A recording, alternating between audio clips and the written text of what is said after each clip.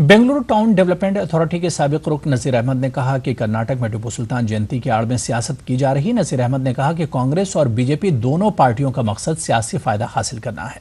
उन्होंने कहा कि बेंगलुरु इंटरनेशनल एयरपोर्ट के लिए टीपू सुल्तान के नाम की तजवीज़ पर कांग्रेस समेत सभी सियासी पार्टियां खामोश थीं और रियासत में टीपू सुल्तान यूनिवर्सिटी के क़याम की तजवीज़ पर मरकजी वजारत बराए अक़लियती बहबूद और रियासती हुकूमत ने कोई पेशरफ्त नहीं की। नजीर अहमद ने कहा कि सिर्फ टीपू जयंती मनाकर सिद्धरमैया हुकूमत मुसलमानों को खुश करने की कोशिश न करे।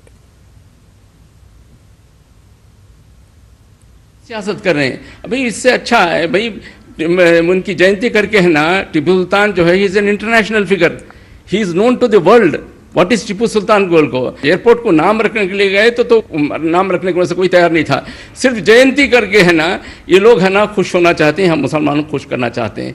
ये लोग है ना अगर वाकई मुसलमानों का भला चाहते हैं, इस मुल्क की अक्सरियत टीपू जयंती करके है ना उधर से हिंदू मरना इधर से मुसलमान मरना